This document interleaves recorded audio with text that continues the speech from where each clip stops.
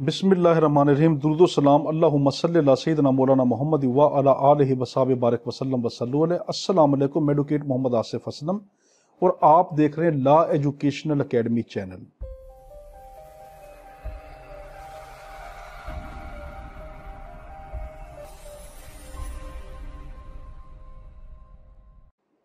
अगर आप चाहते हैं कि पाकिस्तान भर में तमाम लॉ गेट देखने वाले, लॉ गेट की तैयारी करने वाले, LLB की मुकम्मल तैयारी करने वाले और यंग लॉयर जो प्रैक्टिस करते हैं A to Z मुकदमे की इब्तदा से इंतहा तक एक एक लफ्ज़ सीखने के लिए, अगर आप चाहते हैं कि ये मुफ्त सीखें, फ्री ऑफ कॉस्ट आप तैयारी करें और ऑनलाइन फ्री ऑफ कॉस्ट तैयारी करें, तो आप हमारे चैनल लॉ एजुकेशनल एकेडमी को सब्सक्राइब करें और साथ बेल आइकॉन के बटन को ज़रूर प्रेस कर दें ताकि हर आने वाली वीडियो आप तक बर वक्त पहुँच सके। हम अब आपकी तैयारी करवा रहे हैं आज की वीडियो में लॉ गेट की, CPC की, और आज हम डेफिनेशन क्लास की, इस वीडियो में डेफिनेशन क्लास होंगी। एक चीज़ आपने जहन में रखनी है कि हम जो आपको जो वीडियो रिकॉर्ड करवाया करेंगे, आपने उसकी डिस्क्रिप्शन में ज़रूर जाना है और वहाँ पर जाके देखना, हम आपको उसका PDF प्रिंट भी साथ देंगे, क्योंकि कई मरतबा इस तरह होता है कि हम बेरेक्ट कुछ और इस्तेमाल कर रहे हैं, आपके हाथ में कोई पुराना बेरेक्ट हो या कोई और मसला हो तो फिर आप समझे ये तो उसमें लफ्ज़ नहीं है। तो हम इसलिए हर रेलिवेंट जो बेरेक्ट होगा उसकी आपको PDF कॉपी भी प्रोवाइड करेंगे। आप उसको डाउनलोड भी फ्री कर सकते हैं, हर वीडियो के डिस्क्रिप्शन में जाकर उसके लिंक के जरिए आप उसको डाउनलोड भी कर सकते हैं और उसका प्रिंट निकलवा कर अपनी तैयारी भी कर सकते हैं। तो आज हम स्टार्ट करते हैं अपना पहला लेक्चर। इसमें डेफिनेशन क्लास है लॉ गेट के लिए, आपको एक तर्जमा करके बताएंगे इंशाअल्लाह। तर्जमे से पहले एक चीज ध्यान में रखें, एक लफ्ज के कई मतलब होते हैं। अब स्टूडेंट कभी ये समझे कि आसिफ ने तो हमें ये वाला मतलब बताया, इसका तो ये मतलब है ही नहीं। नहीं, एक लफ्ज के कई मतलब, हम आपको सिर्फ वो वाला मतलब बताएंगे जो आपकी उस वक्त उस मुतलका लाइन के उस लफ्ज से रेलिवेंट होगा। वो वाला मतलब नहीं बताएंगे कि हाँ जो उसका इररेलिवेंट है, सिर्फ वो मतलब बताएंगे जो उस वक्त उस लाइन पे लागू हो रहा है, तो वो वाला मतलब बताएंगे। तो अब अपना टाइम जाया किए बिना अपना स्टार्ट करते हैं। जो CPC है इसका नाम क्या है? सबसे अहम चीज मेरे भाई, अपने जहन से CPC का लफ्ज ही निकाल दें।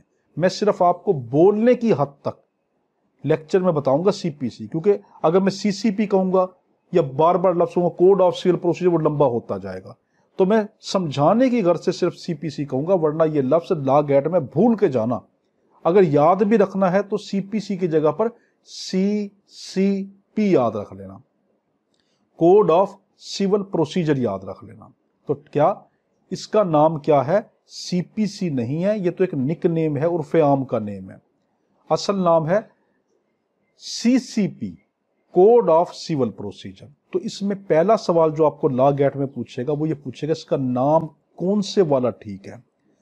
कोड ऑफ सिविल प्रोसीजर 1908 ठीक है या कोड ऑफ सिविल प्रोसीजर 1909 ठीक है? आप कहेंगे इसका नाम कोड ऑफ सिविल प्रोसीजर 1908 ठीक है, 1909 गलत है। अक्सर बच्चे समझते हैं कि 1909 को ये इन्फोर्स हुआ था इसलिए 1909 ठीक है, गलत। इन्फोर्स वाली डेट नहीं इसमें लिखी जाएगी, इसमें लिखी जाएगी जब वो पास हुआ था।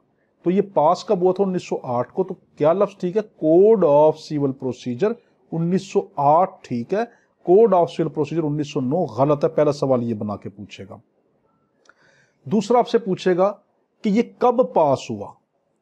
आप कहेंगे ये 21 मार्च को 1908 को, 21 मार्च 1908 को ये पास होता है। वो कहेगा ये इन्फोर्स कब हुआ था? आप कहेंगे ये 1 जनवरी 1909 को इन्फोर्स हुआ था। तो पास कब होता है? 21 मार्च 1908 को पास होता है और 1 जनवरी 1909 को इन्फोर्स होता है। अब आपसे एक और अगला सवाल लॉ गेट में बना के पूछेगा कि ये क्यों आया था। अब इसमें मेरे लफ्जों को गौर से समझना। देखो एक एक लफ्ज कीमती है, हम आपको एक लाइन तर्जमे से पढ़ा रहे हैं। क्यों? ताकि आप एक मर्तबा ये वीडियो बन गई तो आपकी जिंदगी भर के लिए, हर आने वालों के लिए सदका जारिया हो जाएगी। तो क्या आपसे लॉ गेट में ये पूछेगा ये क्यों आया था? Why it came into force, ये क्यों आया था? आप कहेंगे ये इसलिए आया था, पहले समझ लें। सीपीसी के आने से पहले वो छोटे छोटे लॉ जो सिविल कोर्टों से, छोटे छोटे लॉ और सिविल कोर्टों के प्रोसीजर से, छोटे लॉ सिविल कोर्ट के प्रोसीजर से, तीन बातें। छोटे छोटे लॉ सिविल कोर्ट के प्रोसीजर से जो ताल्लुक रखते थे वो बिखरे हुए थे, कोई ये लॉ, कोई ये लॉ, कोई इस किताब में, कोई इस किताब में। उन तमाम बिखरे हुए सिविल प्रोसीजर कोड के लॉ को अमेंड करने के लिए, उनमें चेंज करने के लिए और कंसोलिडेट, उनको इकट्ठा करने के लिए आया। तो देखें, अब आपने कौन से लफ्ज याद रखना है? सिविल कोर्ट का लफ्ज ना भूलना। वो आपसे लॉ गेट में कह देगा क्रिमिनल कोर्ट के लॉ को ये कंसोलिडेट और अमेंड करने के लिए, आप कहेंगे नहीं, सिविल लॉ के। और दूसरा सिर्फ प्रोसीजरल लॉ को, सिविल कोर्ट के प्रोसीजरल लॉ को क्या करने के लिए आया? ये अमेंड करने के लिए आया, उनमें चेंज करने के लिए आया और कंसोलिडेट, उनको इकट्ठा करने के लिए आया। यहां तक आगे समझ। तो यानी सिविल कोर्ट एडजुडिकेटर को, ठीक है जी, उनके प्रोसीजरल लॉ को। आपसे अगला सवाल पूछेगा लॉ गेट में, ये जनरल लॉ है या ये स्पेशल लॉ है या ये लोकल लॉ है? आप कहेंगे ना तो ये स्पेशल लॉ है ना ये लोकल लॉ है, बल्कि ये जनरल लॉ है। क्यों जनरल लॉ है? जनरल लॉ उसको कहते हैं जो एक पूरी रियासत के, पूरे मुल्क के तमाम लोगों पे बैक वक्त लागू होता हो, उसको हम क्या कहते हैं? General law. तो सीपीसी पाकिस्तान के तमाम लोगों पे अप्लाई होता है, तो इसलिए जनरल लॉ है। अगला सवाल पूछेगा कि सीपीसी जो है वो प्रोसीजरल लॉ है या सब्सटेंटिव लॉ है? आप कहेंगे जो सीपीसी है ये प्रोसीजरल लॉ है। इसके देखो नाम से जाहिर है, कोड ऑफ सिविल प्रोसीजर, तो ये प्रोसीजरल लॉ है। अगला सवाल आपसे लॉ गेट में पूछेगा कि आप ये बताएं कि जो सीपीसी है अगर एक तरफ आ जाए, ये हम आगे भी जाके पढ़ेंगे मगर मैं यहां पर थोड़ा सा बता दूं, अगर एक तरफ स्पेशल लॉ आ जाए और लोकल लॉ आ जाए, उसी के मुखालिफ सीपीसी आ जाए, तो किसकी बात माननी जाएगी?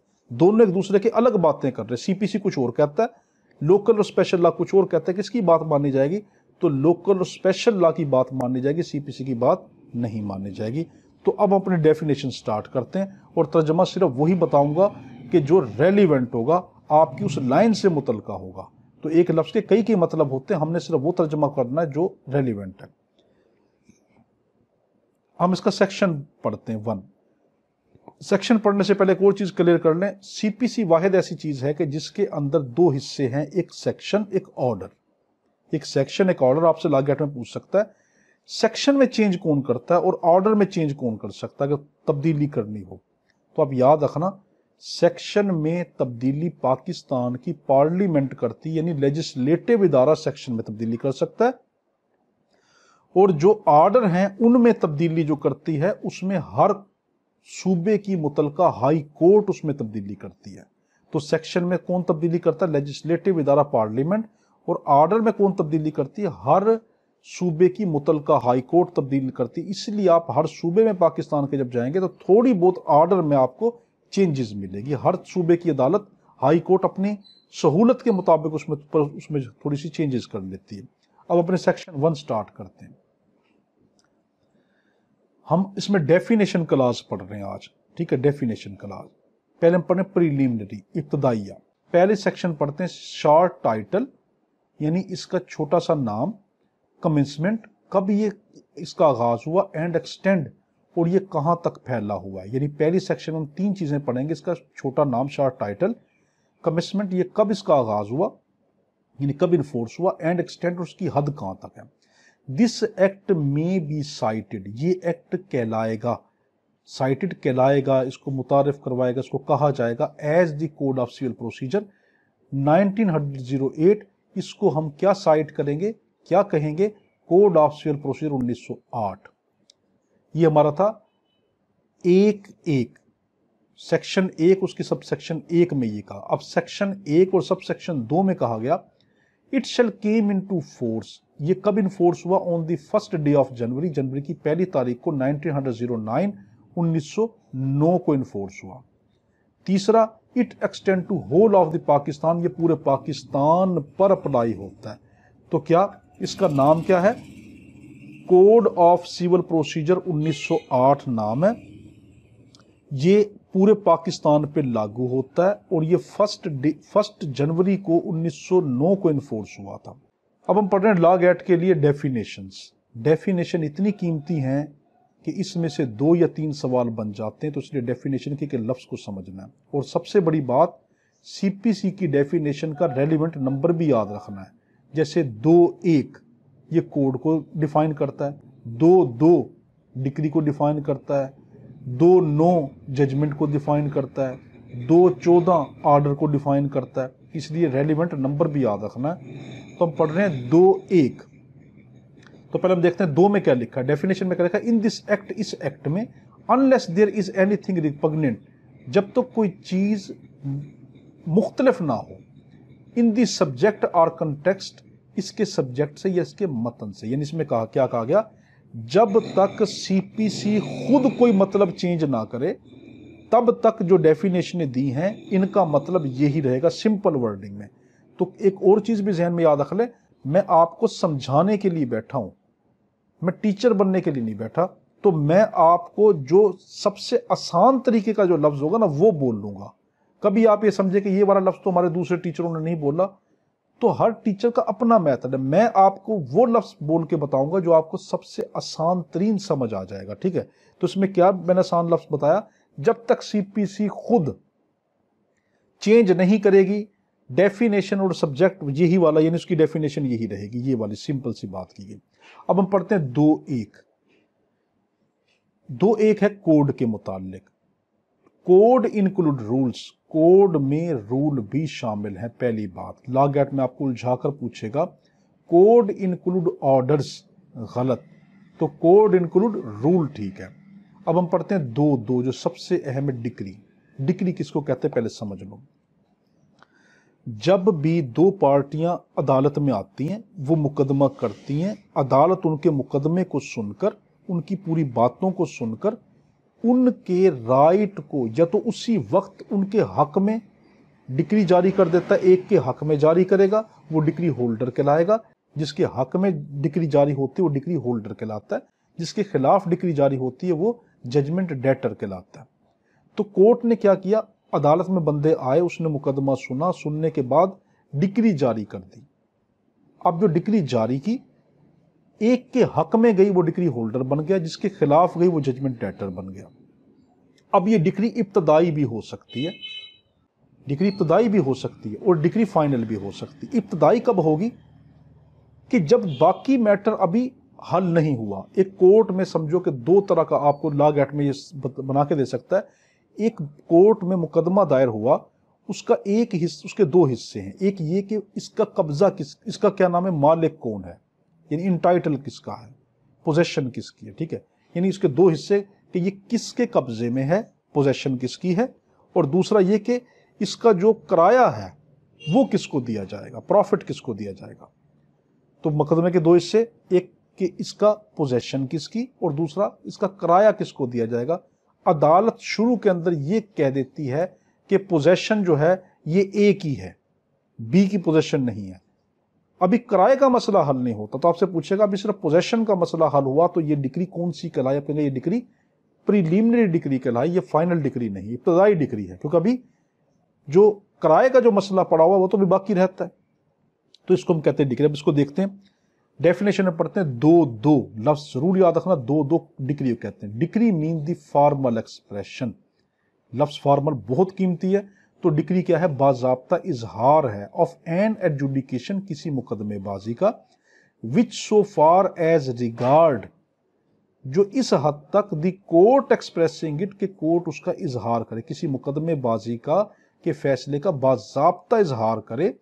कंक्लूसिवली, बड़ा कीमती लफ्ज है, कंक्लूसिवली डिटरमिन, जो मुकम्मल तौर के ऊपर डिटरमिन करती है, तजवीज़ करती है the right of the party, पार्टियों के हकूक को, विद रिगार्ड टू ऑल, या तो मुकम्मल के मुकम्मल, और एनी ऑफ द मैटर, या उनमें से कुछ, या तो मुकम्मल या उनमें से कुछ, इन कंट्रोवर्सी, के जो मुतनाज़ा हैं, जिन पे मुकदमा चला हुआ है, इन दी सूट, उस मुकदमे में, and may be either preliminary, या तो वो इब्तदाई होगी और फाइनल या फाइनल होगी। इट शैल बी डीम्ड, ये भी डिक्री होगी to include the rejection of plaint, के प्लेंट को रिजेक्ट कर दिया जाए, या ये भी डिक्री होगी। The determination of any question, किसी भी क्वेश्चन को डिटरमिन कोर्ट करती कब, अंडर सेक्शन 144 दफा सेक्शन 144 के तहत, एंड एन ऑर्डर, या एक ऐसा ऑर्डर अंडर रूल, कौन कौन से रूल के तहत, 60, 98, 99, 101, 103, 60, 98, 99, 101, 103 रूल के तहत, मगर कौन से ऑर्डर के, ऑर्डर 21 के, बट शेल नॉट इंक्लूड, मगर ये वाली डिग्रियां नहीं है। मैं वाक्य समझाता हूं ये आपको, ये वाली डिग्रियां नहीं, कौन सी, an adjudication from which an appeal lies as an appeal, एक ऐसा मुकदमाबाजी जिसमें से अपील निकलती हो एक ऑर्डर से। तो क्या, एन एडजुडिकेशन एक ऐसा मुकदमा from which an appeal lies as an appeal, जिसमें से एक अपील के तौर पर निकलती हो, मगर किससे, फ्रॉम एन ऑर्डर, किसी ऑर्डर से, तो ये डिग्री नहीं होता।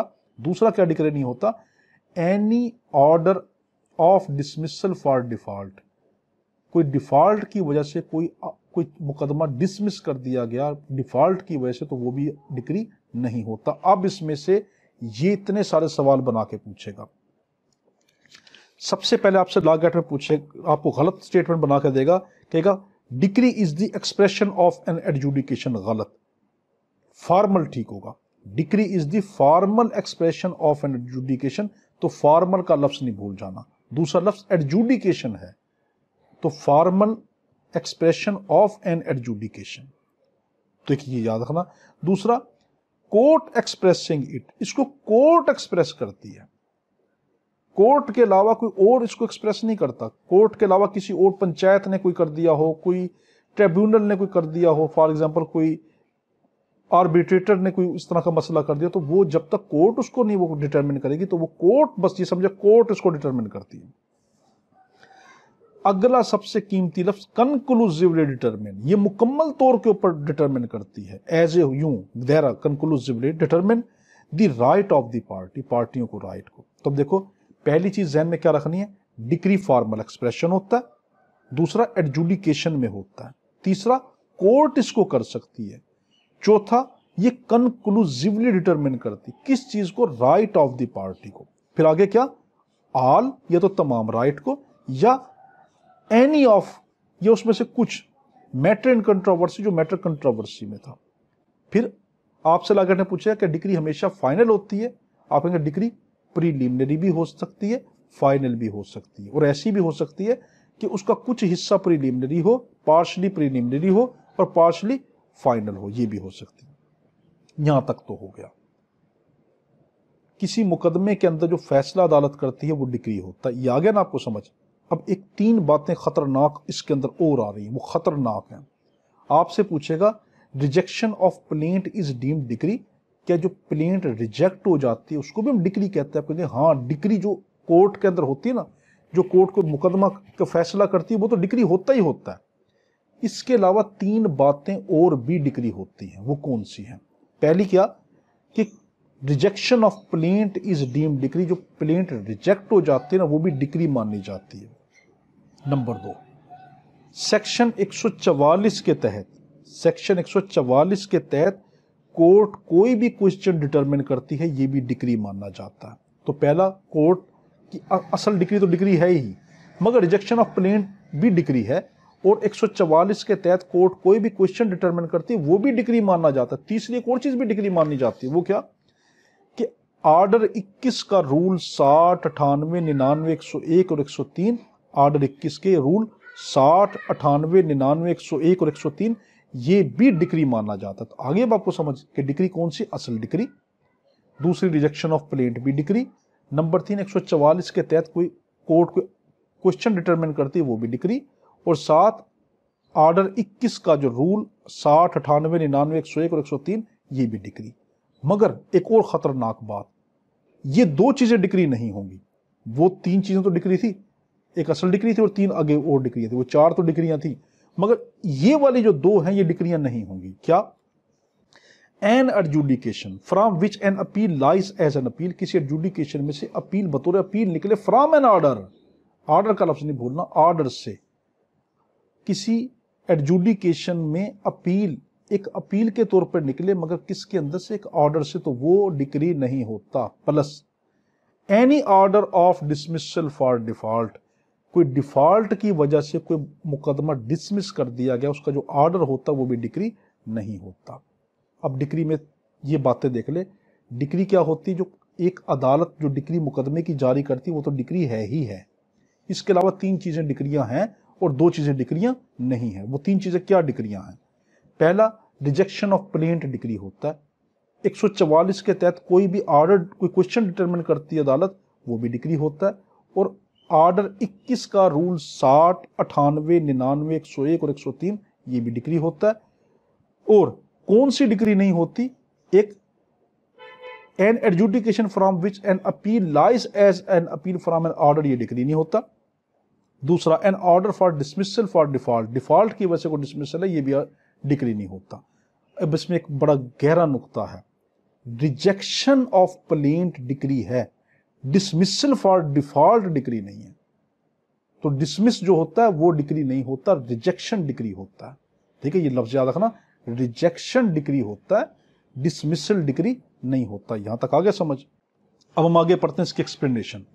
And a decree is preliminary, एक डिक्री इब्तदाई भी हो सकती है। When further proceeding has to be taken, कि जब बाकी मुकदमा पड़ा हुआ हो, बिफोर द सूट, किसी सूट में, can be completely dispose of, जिसको मुकम्मल तौर पर हम उसका फैसला कर सकते हो। देखो, एक मैं और चीज आपको बताऊं, मैं जो आपको समझाऊंगा ना, मैं सिंपल वर्डिंग में समझाऊंगा। कभी आप कहें हमारे किसी और टीचर ने तो ये वाली लाइन किसी और तरीके से बताई थी, हाँ भाई, उनका बताने का तरीका और था, मेरा बताने का तरीका और होगा। मेरा मकसद ये होगा कि मैं जो आपको बताऊं आपके जहन में फौरी वो वाली बात बताऊं, उस तरीके का वाली लफ्ज बोल लूं, ऐसे लफ्ज बयान करूं जिससे आपको फौरी आसानी से समझ आ जाए। ठीक है, तो ए डिक्री इज प्रीलिमिनरी, एक डिक्री इब्तदाई भी होती है। When further proceeding have to be taken, कि जब बाकी मुकदमा पड़ा हुआ हो, बिफोर द सूट, किसी सूट में, can be completely dispose of, जिसको हम मुकम्मल हल कर सकते हो। इट इज फाइनल, ये फाइनल भी होती है। When such adjudication completely dispose of, जब बाकी मुकदमा, जब पूरा मुकदमा खत्म हो चुका हो, ऑफ द सूट, किसी मुकदमे में, यानी पूरी की पूरी जो कार्रवाई है खत्म हो जाए, एडजुडिकेशन खत्म हो जाए, कार्रवाई खत्म हो जाए किसी मुकदमे की, तो ये फाइनल होगी। It may be partially preliminary and partially final, ये इसका कुछ हिस्सा इब्तदाई भी हो सकता है, कुछ हिस्सा फाइनल भी।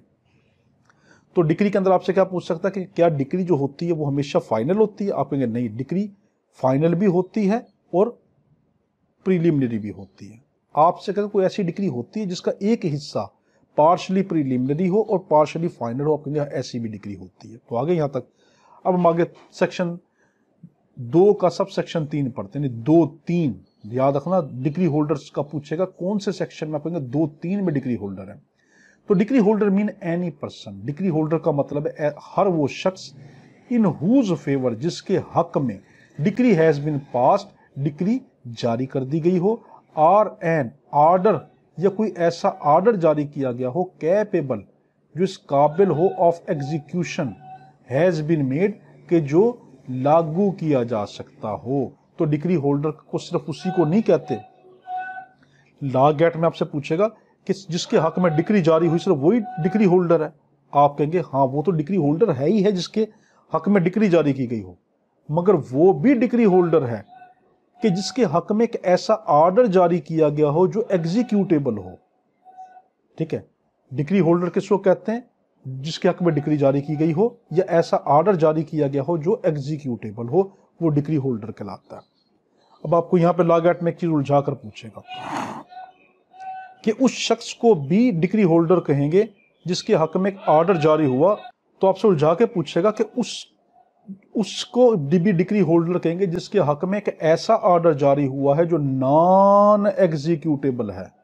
नॉन एग्जीक्यूट का लफ्ज इस्तेमाल करेगा। आप कहेंगे नहीं, सिर्फ वो वाला ऑर्डर जो एग्जीक्यूटेबल होता है वो डिक्री होल्डर कहलाता है।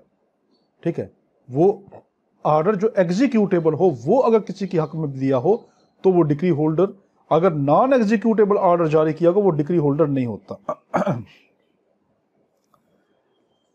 अब हम पढ़ रहे हैं इसका 2-4 district mean. District mean the local limit, district का मतलब है local limit of the jurisdiction of principal civil court, एक प्रिंसिपल सिविल कोर्ट की, ऑफ ओरिजिनल जुरिस्डिक्शन, उसकी ओरिजिनल जुरिस्डिक्शन। मैं समझाता हूं, पहले इसको पढ़ लें। Hereinafter called the district court, अब इसको बाद में क्या कहा जाएगा, डिस्ट्रिक्ट कोर्ट कहा जाएगा। And include the local limit of, और इसके अंदर यह भी शामिल है कि लोकल लिमिट किसकी, ऑफ द ऑर्डिनरी आम original civil jurisdiction of high court, high court की सिविल जुरिस्डिक्शन। अब इसको देखें, किसी भी कोर्ट की ओरिजिनल जुरिस्डिक्शन जो होती है वो भी डिस्ट्रिक्ट कोर्ट कहलाती है, और हाई कोर्ट की एपेलेट जुरिस्डिक्शन नहीं, हाई कोर्ट की अपनी ओरिजिनल और सिविल जुरिस्डिक्शन भी डिस्ट्रिक्ट कोर्ट कहलाती है। अब देखो, आपसे पूछेगा डिस्ट्रिक्ट कोर्ट किसको कहते हैं, आप कहेंगे सिविल कोर्ट की principal ordinary jurisdiction, civil court की प्रिंसिपल ओरिजिनल जुरिस्डिक्शन जो होती है वो डिस्ट्रिक्ट कोर्ट कहलाती है। अब आपसे पूछेगा क्या हाई कोर्ट भी डिस्ट्रिक्ट कोर्ट में आती है, आप कहेंगे हाँ। कब आती है, कि हाई कोर्ट की भी ordinary principal original jurisdiction, appellate jurisdiction नहीं, एपेलेट जुरिस्डिक्शन हाई कोर्ट की डिस्ट्रिक्ट कोर्ट में नहीं आती, ठीक है। तो ये चीज इसमें थी। तो क्या प्रिंसिपल सिविल कोर्ट की ओरिजिनल जुरिस्डिक्शन है वो डिस्ट्रिक्ट कोर्ट में आती है, और दूसरा क्या है कि it include the local limit, इसमें लोकल लिमिट आएगी किसकी, of the ordinary original civil jurisdiction of high court, कि हाई कोर्ट की लोकल लिमिट होगी ऑर्डिनरी और ओरिजिनल और सिविल, ये भी डिस्ट्रिक्ट कोर्ट में आती है। अब हम पढ़ रहे हैं 2.5 फॉरेन कोर्ट। जो फॉरेनर कोर्ट होती है वो क्या कहलाती है, मीन ए कोर्ट, ऐसी गैर मुल्की कोर्ट ऐसी कोर्ट कहलाएगी। फॉरेनर कोर्ट कौन कहलाएगी, गैर मुल्की कोर्ट ऐसी कोर्ट कहलाएगी। सिचुएटेड, जो कायम की गई, बियॉन्ड, बहुत दूर, the limit of Pakistan, Pakistan की लिमिट से जो बहुत दूर, यानी पाकिस्तान के मुल्क से जो बाहर के मुल्कों में कोर्ट है वो फॉरेनर कोर्ट कहलाती हैं। विच हैज नो अथॉरिटी, जिनकी कोई अथॉरिटी नहीं होती इन पाकिस्तान में। एंड इज नॉट एस्टेब्लिश्ड, और वो कायम नहीं की गई, आर कॉन्टिन्यूड, वो जब फिर अपना प्रोसीजर जारी नहीं रखी हुई है, by the federal government, federal government के तहत। अब आपसे लॉ गेट में पूछेगा 2.5 के तहत फॉरेनर कोर्ट किसको कहते हैं, फॉरेन कोर्ट किसको कहते हैं, फॉरेन कोर्ट कहते हैं ऐसी कोर्ट जो पाकिस्तान में मौजूद ना हो, पहली कोर्ट जो पाकिस्तान में मौजूद ना हो, या ऐसी कोर्ट जो पाकिस्तान के बाहर मौजूद है मगर पाकिस्तान की फेडरल, लफ्ज़ है फेडरल, प्रोविंशियल आएगा तो गलत हो जाएगा, पाकिस्तान की फेडरल गवर्नमेंट ने उसको डिटरमिन ना किया हो तो वो भी फॉरेनर कोर्ट होगी। अब आपको एक बड़ी कीमती बात बता रहा हूं, आपसे लॉ गेट में पूछेगा एक ऐसी कोर्ट है जो पाकिस्तान के बाहर काम कर रही है मगर पाकिस्तान की फेडरल गवर्नमेंट ने उसको डिटरमिन किया, पाकिस्तान की फेडरल गवर्नमेंट के ताबे होकर काम कर रही है, तो आप कहेंगे हाँ वो जो कोर्ट है वो कोर्ट हमारे पास क्या कहलाएगी, वो कोर्ट फॉरेन कोर्ट नहीं होगी। तो ऐसी कोर्ट जो पाकिस्तान से बाहर काम करे मगर उसको पाकिस्तान की गवर्नमेंट, फेडरल गवर्नमेंट डिटरमिन करती हो, उसके अंडर काम करती हो, तो वो फॉरेनर कोर्ट नहीं होगी। ठीक है जी, यानी पाकिस्तान के बाहर कोई कोर्ट काम कर रही है मगर पाकिस्तान की फेडरल गवर्नमेंट के तहत काम कर रही है, तो वो बेशक पाकिस्तान के बाहर काम कर रही है तो वो गैर मुल्की कोर्ट नहीं है, वो पाकिस्तानी कोर्ट कहलाएगी। अब 2.6 में पढ़ने फॉरेनर जजमेंट। फॉरेनर जजमेंट किसको कहेंगे, the judgment of foreign court, judgment है फॉरेन कोर्ट की, उसको जो गैर मुल्की कोर्ट कोई अपना जजमेंट देगी उसको फॉरेन जजमेंट कहते हैं। अब है गवर्नमेंट प्लेडर, सरकारी वकील किसको कहते हैं, गवर्नमेंट वकील किसको कहते हैं। इनक्लूड एनी ऑफिसर, इसमें शामिल है कोई भी officer appointed by the provincial government, जिसको प्रोविंशियल गवर्नमेंट ने, जिसको सूबाई गवर्नमेंट ने, to perform all, appointed by provincial government, जिसको ऐसा वकील जिसको सूबाई गवर्नमेंट ने अपॉइंट किया हो, टू परफॉर्म के वो अदा करे ऑल, या तो तमाम, या एनी ऑफ द फंक्शन, या कोई भी फंक्शन एक्सप्रेसली जो वाज़िया तौर पर इम्पोज्ड, लागू कर दिया गया हो बाय द कोड, इस कोड ने, इस किताब ने, कोड का लफ्ज जब भी आएगा तो मतलब होती किताब, ऑन द गवर्नमेंट प्लेडर पर, एंड आल्सो बाय एनी प्लेडर, और उसमें वो प्लेडर भी, वो वकील भी शामिल है, एक्टिंग जो काम कर रहा है under the direction of government pleader, government pleader के जेर हुक्म। ठीक है जी। तो गवर्नमेंट प्लेडर किसको कहेंगे? पहला लफ्ज याद रखना कि इसको सूबाई हुकूमत प्रोवेंशनल गवर्नमेंट इसको अपॉइंट करती है, फेडरल गवर्नमेंट अपॉइंट नहीं करती।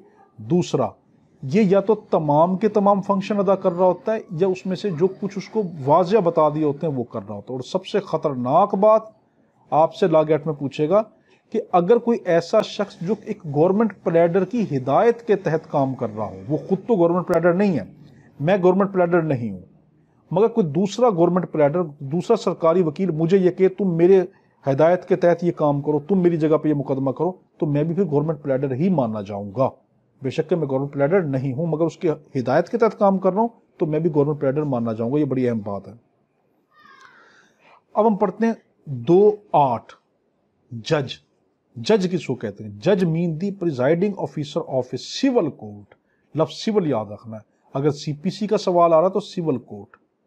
तो जज किसको कहेंगे? जज मीन दी प्रिजाइडिंग ऑफिसर, जो सबसे बड़ा ऑफिसर है ऑफ ए सिविल कोर्ट, किसी सिविल कोर्ट का। अब दोनों पढ़ रहे जजमेंट, बड़ा अहम बड़ा अहम बड़ा अहम। Judgement mean statement. जजमेंट का मतलब एक ऐसा बयान गिवन बाय द जज, जो जज ने दिया हो, ऑफ द ग्राउंड, कौन से ग्राउंड पर? ऑफ ए डिक्री और आर्डर। ये लफ्ज नहीं भूलना। तो जजमेंट किसको कहते हैं? ऐसा आर्डर जो एक जज दे, आर्डर जो जज दे, किसकी बुनियाद के ऊपर? या तो डिक्री, उसका ग्राउंड क्या हो, या तो डिक्री, या फिर उसका ग्राउंड क्या हो? आर्डर। तो ऐसा स्टेटमेंट, ऐसा बयान जो कोई जज दे, बयान स्टेटमेंट जो जज दे, किस ग्राउंड क्या हो, या तो डिक्री हो या आर्डर हो, तो वो जजमेंट कहलाती है। अगर ग्राउंड डिक्री नहीं, आर्डर नहीं, वो जजमेंट नहीं। अगर जज ने नहीं दिया वो जजमेंट नहीं। मैं अपना बयान दे दूं तो मेरा बयान जजमेंट तो नहीं कहलाएगा। और सबसे बड़ा ये ओपन कोर्ट में दिया जाता है और ये रिटन शेप में होगा। सबसे बड़ी बात ये रिटन शेप में होगा। अगर आपसे पूछते कि जजमेंट रिटन शेप के अलावा होती है, आप कहेंगे नहीं, रिटन शेप में होगा। अब हम देख रहे हैं 2(10) जजमेंट डेटर। डिक्री होल्डर कौन सा था? जिसके हक में डिक्री जारी गई हो, या ऐसा आर्डर जो एग्जीक्यूटेबल हो, वो पास हुआ उसके हक में, तो वो डिक्री होल्डर। इसका उल्ट कर लो, ऐसा शख्स जिसके खिलाफ डिक्री जारी की गई हो, या ऐसा शख्स जिसके खिलाफ ऐसा आर्डर जारी किया गया हो जो एग्जीक्यूटेबल हो, वो जजमेंट डेटर कहलाएगा। जिसके हक में जारी होगा डिक्री या आर्डर एग्जीक्यूटेबल जारी होगा जिसके हक में, वो डिक्री होल्डर। जिसके खिलाफ हो जाएगा वो जजमेंट डेटर। बस ये बात है। जजमेंट डेटर मीन 2(10) पढ़ रहे हैं। Judgment debtor mean any person, ऐसा शख्स अगेंस्ट हुम, जिसके खिलाफ a decree has been passed, एक डिक्री पास हुई हो, और an order capable of execution, या एक ऐसा आर्डर के जो लागू हो सकता हो, एग्जीक्यूट हो सकता है, हैज बीन मेड, दिया गया, जिसके खिलाफ दिया गया, वो जजमेंट डेटर। 2(11) लीगल रिप्रेजेंटेटिव, यानी कानूनी नुमाइंदा, किसी का कानूनी वारिस।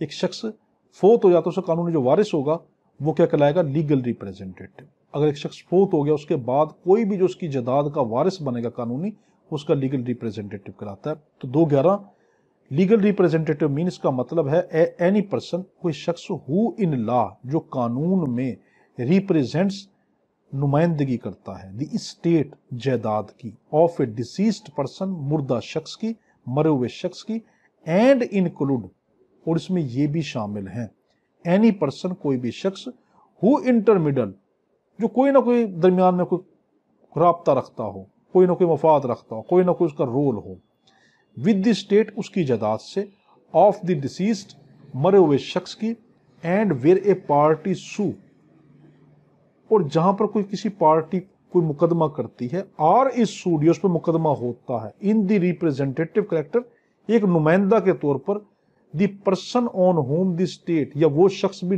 रिप्रेजेंटेटिव है जो जिसके ऊपर, ऑन होम, जिसके ऊपर द स्टेट डिवॉल्व्स, जायदाद की जिम्मेदारी पड़ गई हो, on the death of the party, किसी पार्टी की, सो सूइंग और सूड, जो मुकदमा कर रही थी या जो जिस पर मुकदमा हुआ था। अब तो गौर से देखें, लीगल रिप्रेजेंटेटिव कौन होता है? वो शख्स कि जो मर जाता है, उसके बाद जो उसका कानूनी वारिस बनता है, वो तो है ही लीगल रिप्रेजेंटेटिव। अब आपसे लॉ गेट में बड़ी खतरनाक बात पूछेगा कि क्या वो भी लीगल रिप्रेजेंटेटिव है जो उसकी जायदाद में इंटरमिडल है? आप कहेंगे हाँ, वो भी लीगल रिप्रेजेंटेटिव। फिर आपसे पूछेगा क्या वो भी इंटरमिडल, वो भी क्या नाम है उसका, लीगल रिप्रेजेंटेटिव है कि जो उसके मुकदमे के अंदर मुकदमे के अंदर बेशक के मुकदमा उस पर किया गया हो या उसने खुद मुकदमा किया हो। देखो, एक शख्स ने मुकदमा किया या उस पर मुकदमा हुआ, मगर वो मरे हुए शख्स की नुमाइंदगी कर रहा है, रिप्रेजेंटेटिव है मरे हुए शख्स का, यानी रिप्रेजेंटेटिव कैरेक्टर में काम कर रहा, तो क्या वो भी लीगल रिप्रेजेंटेटिव कहेंगे? हाँ, वो भी लीगल रिप्रेजेंटेटिव है। एक और खतरनाक बात आपसे पूछेगा, एक शख्स मर जाता है, उसका कोई और कानूनी वारिस नहीं होता, मगर किसी शख्स पे मरने की वजह से किसी दूसरे पे उसकी जायदाद की, स्टेट की डिवॉल्स जिम्मेदारी पड़ जाती है, उस पर डिवॉल्स हो जाती है, तो क्या वो भी लीगल रिप्रेजेंटेटिव? आप कहेंगे हाँ। तो देखो, लीगल रिप्रेजेंटेटिव कौन है? मरने के बाद जो उसके कानूनी वारिस होंगे वो तो लीगल रिप्रेजेंटेटिव है। इसके अलावा लीगल रिप्रेजेंटेटिव कौन है? ये भी लीगल रिप्रेजेंटेटिव है जो इंटरमीडिएट रखता हो, या जो रिप्रेजेंटेटिव कैरेक्टर में आता हो, या जिसके ऊपर मरने के बाद जायदाद डिवॉल्व कर जाती हो, ये भी लीगल रिप्रेजेंटेटिव है। अब है 12 मेंस प्रॉफिट ऑफ, यानी नाजायज आपका मफाद।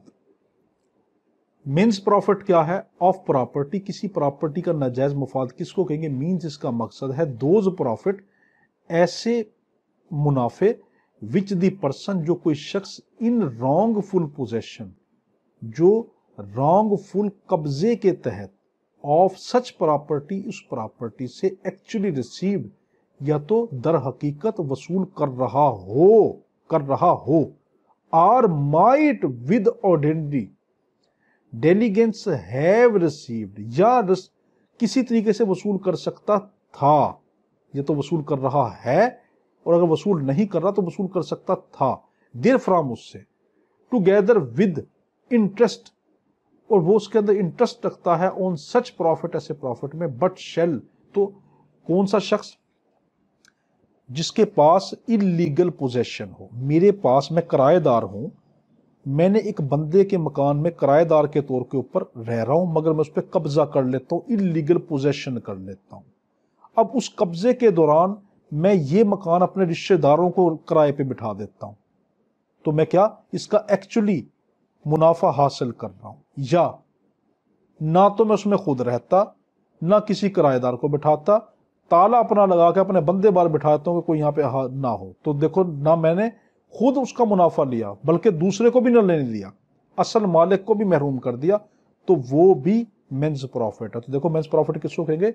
जिसका गैर कानूनी पोजेशन हो, इलीगल पोजेशन हो, और वो एक्चुअली उससे प्रॉफिट हासिल कर रहा हो, या माइट बी टेकन, या उससे प्रॉफिट हासिल कर सकता था, तो वो क्या होगा? मेंस प्रॉफिट होगा। मगर ये मेंस प्रॉफिट नहीं होगा जब आप पढ़ रहे हैं, बट शेल नॉट इंक्लूड, लेकिन ये चीज मेन प्रॉफिट नहीं है। इंक्लूड प्रॉफिट, इसमें प्रॉफिट नहीं, ड्यू टू द इंप्रूवमेंट, कि जो उसने इंप्रूवमेंट की थी, मेड बाय द पर्सन, एक शख्स ने की थी, इन रॉन्गफुल पोजेशन, अपने नाजायज कब्जे के दौरान। मैं नाजायज कब्जे के दौरान, मैंने मकान का मालिक मैं नहीं, मगर मैंने कब्जा कर लिया बतौर किराएदार, और उसके दौरान मैं इस मकान की खिड़कियां चेंज करवाता हूं, फर्श डलवाता हूं, छतें डलवाता हूं। अब ये जो है, जो मैंने अपना खर्चा किया इस मकान पे, ये मेंस प्रॉफिट में नहीं है। तो बड़ा अहम लॉ गैट में पूछेगा कि क्या एक मेंस इलीगल पोजेशन के दौरान एक शख्स इंप्रूवमेंट जो करता है, during the illegal possession, whenever any person is taking or providing the improvement in that property, is it include into the mesne profit? तो क्या ये मेंस प्रॉफिट में आती है? आप कहेंगे no. When any person during the illegal possession improve any property, it cannot be included into the men's profit, ये men's profit में नहीं आ सकती। अब आपसे 2-13 पूछेगा, मूवेबल प्रॉपर्टी किसको कहते हैं? हरकत करने वाली जायदाद क्या? आप कहेंगे इंक्लूड ग्रोइंग क्रॉप्स, जो फसलें होती हैं, उगती फसलें, ये भी मूवेबल प्रॉपर्टी होती हैं। तो जो जायदाद जो हरकत ना कर सके, प्लाट, जमीन, मकान, जायदादें, ये इमूवेबल, गैर हरकत करने वाली, और मूवेबल, जिसको हम उठाकर एक जगह से दूसरी जगह ले जा सके, तो उसमें फसलें भी आती हैं मूवेबल प्रॉपर्टी में। 2-14 बड़ा अहम, इंतहाई अहम है। 2-14 order mean the formal expression. देखो, डिग्री भी फॉर्मल एक्सप्रेशन था, ऑर्डर भी फॉर्मल एक्सप्रेशन है, बाज़ाब्ता इजहार है। ऑफ एनी डिसीजन, किसी फैसले का, ऑफ सिविल कोर्ट, देखो उसमें भी सिविल कोर्ट, यहां भी civil court. Which is not a decree, जो डिक्री ना हो, बस ये लफ्ज ना भूल लेना, ये लफ्ज नहीं भूलना, विच इज नॉट ए डिक्री। अगर ये लफ्ज भूल गए तो फिर वो ऑर्डर नहीं बनेगा। अगर कहते विच इज ए डिक्री तो वो ऑर्डर नहीं है। ऑर्डर की शर्त ही है कि वो डिक्री ना हो, अगर वो डिक्री है तो वो ऑर्डर नहीं है। फिर कह रहा हूं, अगर वो डिक्री है तो वो ऑर्डर नहीं। सबसे कीमती लफ्ज विच इज नॉट ए डिक्री, जो डिक्री नहीं है। तो क्या कोई भी ऐसा ऑर्डर जो कोर्ट बाज़ाब्ता तौर के ऊपर, कोई ऐसा फॉर्मल एक्सप्रेशन जो कोर्ट कोई बाज़ाब्ता इजहार करती किसी डिसीजन का, किसी फैसले का, ऑफ ए सिविल कोर्ट। कौन सी court? Civil court. Which is not a decree, शर्त क्या है? वो डिक्री ना हो, तो वो ऑर्डर कहलाएगा। अब हम 2.15 पढ़ रहे हैं, प्लेडर किसको कहेंगे, वकील किसको कहते हैं। सिंपल वर्डिंग में प्लेडर मीन एनी पर्सन, इसका मतलब है कोई भी शख्स इंटाइटल्ड, जो इतनी अथॉरिटी रखता हो, जिसको अनुमान दिया गया हो, जिसको ये अथॉरिटी दी गई हो टू अपीयर के वो पेश हो, एंड प्लीड, और आगे बढ़ाए, यानी मुकदमा करे, प्लीड करे, उसकी रहनुमाई करे, फॉर अनदर, दूसरे शख्स की तरफ से, इन ए कोर्ट, किसी कोर्ट में, एंड इंक्लूड, उसमें ये भी शामिल है एन एडवोकेट, वकील, an attorney of high court, ये भी प्लेडर हैं। तो प्लेडर किसको कहते हैं? वो शख्स जो दूसरे की तरफ से अदालत में पेश होता है। अब मैं किसी की तरफ से अदालत में पेश होऊंगा बतौर वकील, तो मैं प्लेडर हूं। प्लेडर में कौन कौन से आपसे लॉ गार्ड पूछेगा, क्या प्लेडर के अंदर एडवोकेट शामिल है? आप कहेंगे हाँ। प्लेडर में वकील शामिल है? हाँ। प्लेडर के अंदर अटॉर्नी, हाई कोर्ट का अटॉर्नी शामिल, आप कहेंगे हाँ। अब 216 पढ़ रहे, प्रिस्क्राइब्ड, तजवीज किसको कहते हैं? Prescribed mean prescribed by rule, इसका मतलब क्या है? जो रूल प्रिस्क्राइब्ड करें। तो आपसे गलत कह देगा, prescribed mean prescribed by order, गलत। तो हमने कोड में भी पढ़ा था रूल, और यहां पे भी हम रूल ही पढ़ रहे हैं। अब हम पढ़ रहे 217, पब्लिक ऑफिसर किसको कहेंगे? ठीक है, पब्लिक ऑफिसर कौन सा होगा? अवामी मुलाजिम कौन सा होगा? मीन्स ए पर्सन, उसका मतलब है falling under any of the following description, जो इसके अंदर आता हो। एवरी जज, हर जज। अब देखो मैं इसमें वजात नहीं करूंगा, सिर्फ नाम ही बताता हूं, कोई जो लिखा बस वही, जहां वजात की जरूरत पड़ेगी तो करूंगा। एवरी जज, हर जज पब्लिक ऑफिसर है। Every member of civil service of Pakistan, civil service Pakistan का मेंबर, ये भी पब्लिक सर्विस, पब्लिक ऑफिसर है। तीसरा कौन सा? सी में क्या है? एवरी कमीशनड और गस्टेड ऑफिसर, कोई भी जो है कमीशन या gazetted officer in the military, जो फौज में हो, नेवल, एयर में हो, एयरफोर्स में, और पाकिस्तान में, while in the service of state, जो पाकिस्तान यानी स्टेट की खिदमत कर रहा हो। तो पाकिस्तान के अंदर जो कमीशन या गस्टेड ऑफिसर होते हैं, नेवल हो, एयरफोर्स, फौज हो, वो भी पब्लिक सर्विस ऑफिसर होते हैं। Every officer of a court of civil justice, किसी भी कोर्ट, सिविल कोर्ट का जो ऑफिसर होगा, हुज ड्यूटी, जिसकी ड्यूटी, इट इज, ये है, एज सच ऑफिसर, के उस ऑफिसर होने के नाते, टू इन्वेस्टिगेट, कि वो तफ्तीश करे, और रिपोर्ट या रिपोर्ट पेश करे, ऑन एनी मैटर, किसी भी मैटर के ऊपर, किसी मामले पर, ऑफ लॉ, या वो मैटर ऑफ लॉ हो या मैटर ऑफ फैक्ट हो। तो लॉ गार्ड पूछेगा मैटर ऑफ लॉ पे सिर्फ जो रिपोर्ट पेश करता है वो पब्लिक ऑफिसर आप कहेंगे। जो आप कहेंगे नहीं, जो मैटर ऑफ लॉ पे करता है वो तो है ही है पब्लिक ऑफिसर, मगर जो मैटर ऑफ फैक्ट पे कर रहा होता है वो भी पब्लिक ऑफिसर है। आर टू मेक, या बनाए, अथेंटिकेट, या तस्दीक करे, आर कीप, या रखे, एनी डॉक्यूमेंट, किसी डॉक्यूमेंट को, आर टू टेक, या ले, चार्ज को, और डिस्पोज ऑफ एनी प्रॉपर्टी, या किसी जायदाद का फैसला करे। डिस्पोज का मतलब ये नहीं होता उसको जाया कर दे, बल्कि यहाँ पे फैसला होता है। Or to execute and judicial process, या किसी अदालती कार्रवाई को नाफिज करे। Or to administer any oath, या किसी से हल्फ ले। आर टू इंटरप्रेट, या तर्जमा करे, तर्जुमानी करे। आर टू रिसीव, या आर टू प्रिजर्व ऑर्डर, या किसी ऑर्डर को महफूज कर ले। इन दी कोर्ट में, एंड एवरी पर्सन, और हर शख्स, स्पेशली अथोराइज्ड बाय कोर्ट, जिसको कोर्ट स्पेशली अथोराइज करती है, ऑफ जस्टिस के तौर पर, to perform any of such duty, के वो इस तरह की ड्यूटी अदा करे। सी, ये था डी। तो हर वो शख्स जो कोर्ट का ऑफिसर, देखो ऊपर जज भी पब्लिक ऑफिसर, फिर कोई सर्विस स्टेट का जो सिविल सर्विस में काम कर रहे होते हैं वो पब्लिक ऑफिसर। तीसरा, कोर्ट का कोई भी ऑफिसर जो होगा वो public officer.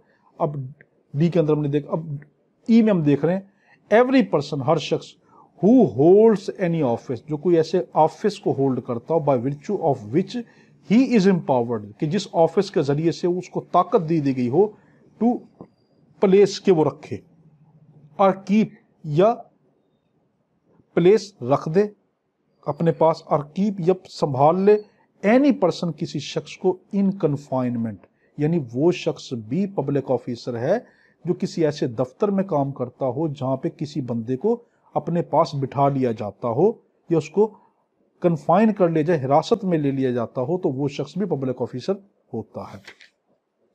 F, every officer, हर शख्स, ऑफ द गवर्नमेंट के, हुज ड्यूटी, जिसकी ड्यूटी इट इज ऐसी है, एज सच ऑफिसर, इस ऑफिसर होने के नाते, टू प्रिवेंट, कि वो रोकता है, ऑफेंस, जुर्मों को, टू गिव इंफॉर्मेशन, या रिपोर्टें देता है, इतला देता है ऑफेंसेस, जुर्मों की, टू ब्रिंग ऑफेंडर, या लेकर आता है मुजरिम को, टू जस्टिस, इंसाफ के कटहरे में, आर टू प्रोटेक्ट, या हिफाजत करता है, द पब्लिक हेल्थ, लोगों की सेहत को, सेफ्टी, उनकी हिफाजत को, आर कन्वीनियंस, जो उनके लिए आसाइश, आसानियां पैदा करता है। तो देखो आपसे लागे टाइम पूछेगा कि जो जुर्म की इंफॉर्मेशन देता है वो पब्लिक ऑफिसर, आप कहेंगे हाँ। कोई सेहत की हिफाजत करता है, उनको प्रोटेक्ट करता है, हाँ, ये सारे के सारे पब्लिक ऑफिसर हैं। जी, तो जी में हम पढ़ रहे हैं एवरी ऑफिसर, कोई भी शख्स, हुज ड्यूटी इट इज, जिसकी ड्यूटी है एज सच ऑफिसर, ऑफिसर होने के नाते, टू टेक, के वो ले, रिसीव करे, कीप अपने पास रखे, और एक्सपेंड, या बढ़ाए, एनी प्रॉपर्टी, किसी प्रॉपर्टी को, on behalf of the government, government के बिहाफ पर, आर मेक एनी सर्वे, या कोई सर्वे करता हो, ठीक है, वहां का दौरा करता हो, असेसमेंट, तुखमिया करता हो, आर कंट्रैक्ट, या मुहायदे करता हो, on behalf of the government, government के बिहाफ पर, आर टू एग्जीक्यूट, या वो कोई एग्जीक्यूट, नाफिज करता हो, एनी रेवेन्यू प्रोसेस, कोई रेवेन्यू प्रोसेस को वो एग्जीक्यूट, नाफिज करता हो, आर टू इन्वेस्टिगेट, या इन्वेस्टिगेशन करता हो, तफ्तीश करता हो, आर टू रिपोर्ट, वो ये रिपोर्ट करता हो, ऑन एनी मैटर, किसी भी मैटर को, अफेक्टिंग द पेक्यूनरी इंटरेस्ट, जो गवर्नमेंट के माली मफाद को पे इंटरेस्ट पे आती हो, माली मफाद के तहत आती हो, ऑफ द गवर्नमेंट, गवर्नमेंट के, आर टू प्रिवेंट, या वो प्रिवेंट, रोकता हो, the infarction of any law, किसी कानून की खिलाफ वर्जी को रोकता हो, for the protection of pecuniary interest, ताकि गवर्नमेंट के माली मफाद को नुकसान ना पहुंचे, ऑफ द गवर्नमेंट, उस गवर्नमेंट के। तो ये भी जो शख्स गवर्नमेंट की प्रॉपर्टी को, जी में हमने क्या पढ़ा, जो शख्स गवर्नमेंट की प्रॉपर्टी को महफूज रखता हो, कब्जे में रखता हो, उसकी जगह पे मुहायदे करता हो, उसकी खिलाफ वर्जी को रोकता हो, तो वो सारे के सारे वो भी पब्लिक ऑफिसर होते हैं। एच में हमने क्या पढ़ा, एवरी ऑफिसर, हर शख्स, in the service of, in the service, जो इस खिदमत में हो, और पे, जब वो लेता हो, from the of the government, government से, आर रिम्यूनरेटेड, या उसको तनख्वाह उजरत दी जाती हो, बाय फी, फी के जरिए, या किसी को उजरत दी जाती हो फीस के जरिए से, और कमीशन, या कमीशन के जरिए से, for the performance of any public duty, वो कोई भी पब्लिक ड्यूटी करे। तो हमने एच में क्या पढ़ा, हर वो शख्स जो पब्लिक ड्यूटी करता हो, या तो वो फीस लेता हो, या तनख्वाह लेता हो, या वो कमीशन लेता हो, तो वो भी पब्लिक ऑफिसर। अब देखो 17 को दोबारा देख लें, इसमें कौन कौन से लोग पब्लिक ऑफिसर, सिर्फ नाम लूंगा। ए में हर जज पब्लिक ऑफिसर है, बी में हर सिविल सर्वेंट जो होता है वो पब्लिक ऑफिसर है, सी में हर कमीशन ऑफिसर, वो गजेटेड ऑफिसर हो या वो नेवी का, आर्मी का ऑफिसर हो, वो पब्लिक ऑफिसर है। डी के अंदर कोर्ट का हर ऑफिसर, वो कुछ भी करता हो, पब्लिक ऑफिसर। ई में हर वो शख्स के जो किसी को हिरासत में रख सकता हो, पब्लिक ऑफिसर। एफ में हर वो शख्स जिसकी ड्यूटी है लोगों की हिफाजत करना, उनकी सेहत की हिफाजत करना, जुर्मों को रोकना, जुर्म की इंफॉर्मेशन देना, पब्लिक ऑफिसर। एफ में ये था। और जी में हर वो शख्स जो गवर्नमेंट की जदाद, गवर्नमेंट के माली मफादात का लेन देन करे, मुआहदे करे, वो पब्लिक ऑफिसर। और एच में हर वो शख्स पब्लिक ऑफिसर है कि जो तनख्वाह लेता हो, किसी भी मद में कमीशन लेता हो, ठीक है, तो वो क्या चीज़ है हमारे पास, public officer. 18 rules mean rules, rule का 218 हम पढ़ रहे हैं। रूल्स मीन रूल्स, रूल का मतलब रूल है। एंड फ्रॉम एंड फॉर्म, और ऐसे form contained in the first schedule, जो किस शेड्यूल के अंदर, पहले शेड्यूल में, आर मेड अंडर सेक्शन, या ऐसे सेक्शन में 122 में और सेक्शन 125 में। तो रूल किसको कहेंगे, रूल का मतलब रूल है जो फर्स्ट शेड्यूल में आते हैं या 122 और 125 सेक्शन में आते तो वो रूल होते हैं। 19 पढ़ने, शेयर इन ए कारपोरेशन, एक कारपोरेशन में शेयर किसको कहेंगे? शैल बी डीम्ड, ये चीजें भी कारपोरेशन के शेयर में आती हैं, शैल बी डीम्ड ये भी आती हैं। कौन सी? टू इनक्लूड, ये शामिल है स्टॉक, जो स्टॉक होता है वो भी, डिबेंचर स्टॉक, जो डिबेंचर स्टॉक होता है वो भी, डिबेंचर और बॉन्ड्स, जो डिबेंचर या बॉन्ड होते हैं वो भी। तो स्टॉक, डिबेंचर और बॉन्ड ये भी शेयर इन कारपोरेशन में आते हैं। हम कंपनी लॉ में जाकर उसको डिटेल में पढ़ेंगे, यहां पे सिर्फ बस इतना ही समझ लें। 2:20 साइन सेव, साइन और सेव किसको होता है? आखिरी हमारी डेफिनेशन, इन द केस, किसी भी केस में ऑफ जजमेंट, जो जजमेंट हो, और डिग्री, डिग्री में इंक्लूड स्टैम्प। तो साइन और सेव किसको कहते हैं? याद रखना, किसी भी डिग्री में या किसी भी जजमेंट के अंदर, कोई डिग्री या जजमेंट के अंदर कोई जो स्टैंप लगाई होगी वो साइन होगी, यानी साइन में स्टैंप भी आती है। सिंपल वर्डिंग में डिग्री के अंदर साइन में स्टैंप भी आते हैं। हमने यहां तक पढ़ा। तो ये हमारी डेफिनेशन क्लास थी। हमारे हक में दुआ करना। अल्लाहुम्मा सल्ली अला सय्यिदिना मौलाना मुहम्मद व अला आलिहि व सल्लम। अल्लाह हाफिज।